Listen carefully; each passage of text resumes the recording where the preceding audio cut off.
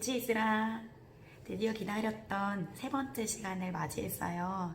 잘 지냈니?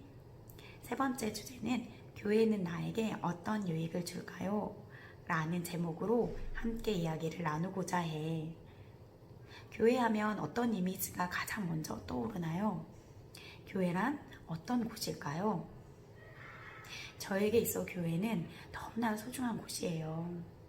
힘들고 어려울 때 교회가 있었기 때문에 어려움을 잘 견디고 이겨낼 수 있었어요. 몇 년 전에 임용고시를 준비하며 너무 외롭고 힘들고 고난한 시간이 있었어요. 공부를 준비하는데 제가 알지 못했던 고향이 아닌 다른 곳에서 공부를 준비했어요. 시험을 준비하고 대비하고 공부를 하는데 알지 못했던 새로운 곳에서 시작하는 공부였기 때문에 힘들고 어렵고 또 공부 자체가 쉬운 공부는 아니어서 너무 힘들었어요. 그때 교회 공동체에서 위로와 평안과 안식을 느꼈어요. 위로와 안식과 평안을 주는 그 공동체가 나에게 있다는 것이 얼마나 안정감을 느끼게 했는지 공부를 열심히 또 최선을 다해 할 수 있는 환경이 되었어요. 이렇게 새로운 곳에서 무언가를 시작할 때 또 인생의 위기와 고난 앞에서 교회 공동체가 있다는 것은 문제를 이겨낼 수 있는 큰 힘이 되었어요. 그렇다면 교회는 어떤 곳일까요? 성경에서는 교회는 그리스도의 그의 몸이니 만물 안에서 만물을 충만하게 하시는 이의 충만함이니라. 아멘. 이렇게 말하고 있어요. 이 말이 무슨 뜻일까요? 다시 한번 읽어볼게요. 교회는 그의 몸이니 만물 안에서 만물을 충만하게 하시는 이의 충만함이니라. 충만함이란 넘치도록 채워진다는 거예요. 내 마음이 교회 안에 있을 때 충만하게 채워진다는 거죠. 내 삶에 부족함이 없이 충만하게 채워지는 것이 바로 교회라는 거예요. 예수님의 몸이고 몸된 교회와 함께 할 때 우리는 부족함 없이 채워지는 것을 경험하게 됩니다. 오늘도 많은 사람들이 행복의 샘터를 찾아 이리저리 기웃거립니다. 술, 도박, 게임, 음란, 스포츠, 동창회, 동호회를 찾아서 행복의 생수를 마셔보려고 합니다. 그러나 순간의 만족은 얻지만 참된 만족을 얻지 못한 채 또 다른 샘터를 기웃거립니다. 참된 행복의 샘터가 여기 있습니다. 참된 만족의 평안을 얻을 수 있는 샘터는 바로 교회입니다. 교회는 예수 그리스도의 몸입니다. 예수님의 사랑과 돌보심이 듬뿍 담겨있는 믿음의 공동체가 바로 교회입니다. 교회는 예수 그리스도를 통해서 생명수가 되시는 구원의 샘터를 맛볼 수 있는 곳입니다. 수고하고 무거운 짐진 자들아 다 내게로 오라. 내가 너희를 쉬게 하리라. 나는 마음이 온유하고 겸손하니 나의 멍에를 메고 내게 배우라. 그리하면 너희 마음이 쉼을 얻으리니 이는 내 멍에는 쉽고 내 짐은 가벼움이라 하시니라. 아멘. 요즘 무엇 때문에 내 마음을 힘들어하고 곤고하게 살아가고 있나요? 예수님은 말씀하십니다.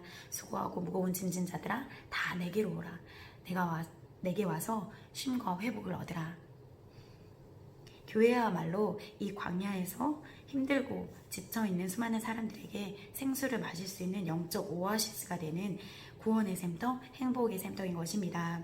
예수를 영접하고 그리스도인 된 순간 우리는 모두 하나님의 가족이 됩니다.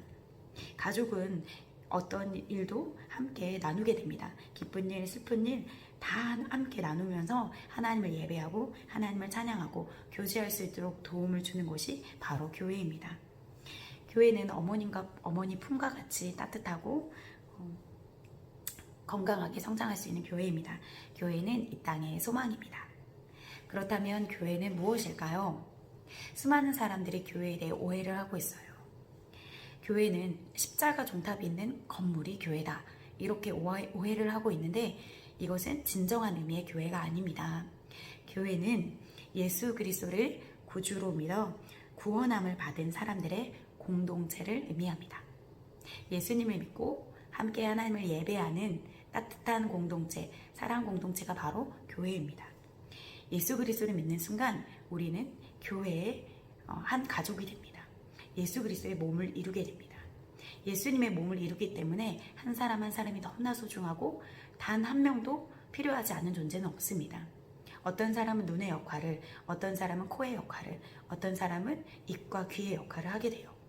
그래서 어느 한 사람도 부족하다, 또 필요하지 않다라고 말할 수 없습니다. 교회는요, 영적으로 힘들고 어려운 사람들이 모인 공동체가 바로 교회예요. 교회에는 완벽한 사람들이 모이는 곳이 아니에요. 내 힘으로는 구원받을 수 없다 고백하는 연약한 죄인들이 모인 곳이에요. 그래서 때로는 교회 안에 수많은 문제와 아픔들이 있기도 해요. 병든 사람에게 병원이 필요하듯이 영적인 문제와 아픔이 있는 사람들에게 교회가 필요합니다. 예수 그리스도가 필요한 것처럼요. 이렇게 우리의 문제와 아픔을 해결받을 수 있는 곳이 바로 교회입니다. 교회는 하나님의 집입니다. 그리스도는 하나님의 집을 맡은 아들로서 그와 같이 하셨으니 우리가 소망을, 확신과 자랑을 끝까지 굳게 잡고 있으면 우리는 그의 집이라. 교회는 하나님의 집입니다. 교회는 하나님의 가정입니다. 혈통으로 된 가정이 아니라 예수 그리스도의 피로 맺어진 믿음의 공동체, 영적인 공동체입니다. 교회는 예수님 안에서 하나님을 나의 아버지로 고백하는 형제 자매들이 모인 곳입니다. 그래서 가족 공동체예요. 가족은 힘들고 어려운 그 순간에도 가족인 것처럼 가장 힘들고 어려운 모습을 볼 때 서로의 아픔, 서로의 민낯을 가장 잘 들여다볼 수 있는 곳이 바로 교회예요. 가족이 그러한 것처럼요. 그래서 서로의 불편함과 서로의 연약함들을 감싸주는 공동체가 바로 교회입니다. 두 번째는 교회란 그리스도의 몸입니다. 교회는 그리스도의 몸이니 만물 안에서 만물을 충만하게 하시는 이의 충만함이니라. 예수님의 몸을 이루는 각 지체는, 각 마디마디는 예수님의 몸이에요. 그래서 너무나 소중하고 각자의 역할이 다를지라도 이 각자의 역할들이 다 모여서 예수 그리스도의 몸을 이룹니다. 교회의 머리는 예수 그리스도가 돼요. 예수님을 제1로 섬기는 공동체가 바로 교회입니다. 예수 그리스도를 만날 때, 또 건강한 가족 공동체, 교회를 만날 때 인생의 방황은 끝이 납니다. 두 번째, 교회는 은혜로운 신앙생활을 위해 반드시 필요합니다. 1번, 신앙생활이란 예배하는 생활을 의미해요. 누구를 예배하는가? 바로 예수 그리스도를 예배합니다. 교회에 모여서 우리는 예수 그리스도를 예배합니다. 우리는 물질을 예배하지 않습니다. 우리는 직장과 사람을 예배하지 않습니다. 우리는 배우자와 자녀를 예배하지 않습니다. 우리는 게임과 마약을 예배하지 않습니다. 예배란 우리의 몸과 마음, 그리고 우리의 모든 것들의 주관자이신 창조주 하나님께 초점을 돌리고 경배와 영광을 돌리는 것입니다. 내 인생의 주인이 내가 아니라 예수 그리스도라고 고백하는 그런 순간이 바로 예배입니다.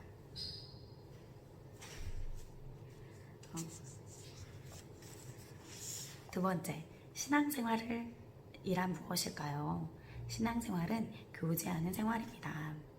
저희가 사도의 가르침을 받아 서로 교제하며 떡을 떼며 기도하기를 전혀 힘쓰니라. 아멘.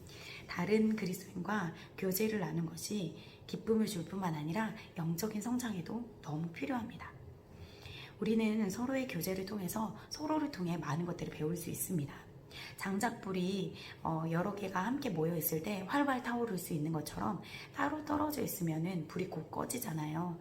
우리는 같이 모일 때 성령 충만하게 되고 또 많은 사람들을 도울 수 있고 또 서로가 성장할 수 있습니다. 신앙생활도 이와 마찬가지입니다. 우리가 함께 모여서 예수님을 예배하고 또 서로를 돌아보고 위로하고 격려할 때 서로의 연약한 부분들을 덮어주게 되고 또 아름다운 가족 공동체를 이루게 돼요. 교회는 우리가 신앙생활을 어떻게 할지 모를 때, 힘이 들고 어려울 때, 누군가의 도움과 위로가 필요할 때 언제나 도움을 받을 수 있는 곳입니다. 그렇다면 우리는 왜 소그룹으로 모일 필요가 있을까요? 소그룹으로 모일 때 우리의 연약함들을 가장 잘 이야기하고 내 마음을 오픈할 수 있어요. 그럴 때 나의 상처 아픔을 치유받을 수 있습니다.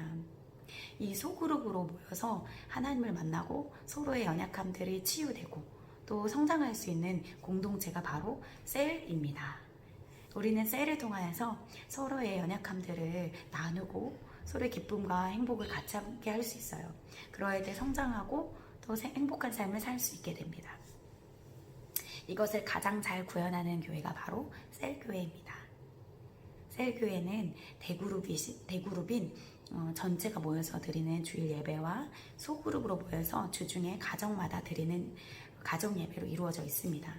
대그룹에서 할 수 없는 것을 소그룹에서 함께 떡을 떼며 교제하며 마음을 나눌 때 서로의 상처가 아픔이 치유되고 또 건강하게 성장할 수 있습니다. 오늘날 소그룹의 중심의 교회가 왜 필요할까요? 많은 사람들이 개인주의와 이기주의로 인해 마음이 병들어 있습니다. 혼자서 생활하는 것을 즐겨하면서도 그 마음은 공동체를 그리워하고 있어요. 스마트폰과 미디어가 발달함에 따라 혼자서 생활하는 것이 너무나 당연스럽게 여겨졌습니다. 그럴 때마다 고립되게 되고 수많은 사람들이 외로움에 빠지게 돼요. 그렇게 되면 우울증과 정신병의 문제에 노출되게 되고 심지어는 자살에 이르기까지 합니다. 이러한 문제를 해결해 줄 수 있는 곳이 바로 셀그룹, 소그룹 공동체입니다. 이 소그룹을 통해서 교회를 통해서 서로의 문제와 아픔을 나누고 또 그러할 때 치유와 회복이 있게 됩니다. 성경을 보면 예수님은 전체 무리들을 만나서 예배도 드렸지만 소그룹 제자를 세워서 예수님의 말씀을 전달했어요. 이것이 바로 셀입니다. 셀교회는 새로운 교회가 아니라 사도행전에 등장하는 초대교회 모습을 재현하는 교회입니다. 사도행전에 날마다 마음을 같이하여 성전에 모이기를 힘쓰고 집에서 떡을 떼며 기쁨과 순전한 마음으로 음식을 먹고 아멘. 예수님께서 부활하시고 하늘로 올라가신 후 제자들에게 명령하여 마가다락방에서 기도에 힘쓰게 하셨습니다. 기도에 힘쓰며 기다리며 인내한 그들은 성령님을 받게 되었고 성전에 모여서 하나님을 예배하고 뜨겁게 기도하게 되었는데 그것이 초대교회 공동체의 시작입니다. 예수님을 주로 고백하며 기도하기에 힘썼던 교회 공동체가 바로 초대교회인데 이 초대교회의 영성을 그대로 실현하고자 하는 교회가 셀교회입니다. 이 셀교회 또 교회를 통해서 우리는 참된 위로와 회복을 맛보게 됩니다. 수많은 사람들이 우울증과 정신병과 중독의 문제로 고통스러워하는데 이것을 누구에게도 나눌 수가 없어요. 그런데 소그룹에서 함께 마음을 나누고 서로 소통하면서 치유와 회복을 경험하게 됩니다. 그래서 우울증, 자살, 충동, 정신병 그리고 공황장애, 중독의 문제가 해결됩니다. 이 공동체를 통하여서 우리는 모든 필요를 채움받을 수 있습니다. 예수님 안에서 충만한 삶을 살 수 있는 것이 바로 교회 공동체입니다. 우리 여러분도 또 교회 공동체에 와서 하나님의 참된 사랑과 치유와 회복을 경험할 수 있기를 기도하겠습니다. 제가 기도하고 마무리할게요. 사랑하는 하나님, 저에게 사랑 공동체, 치유 공동체를 허락하여 주심에 감사합니다. 홀로서 살아갈 수 없는 이 사회 가운데 외롭고 고독스러운 이 삶의 터전에서 예수 그리스도를 붙잡고 일어날 수 있도록 교회를 마련해 주셔서 감사합니다.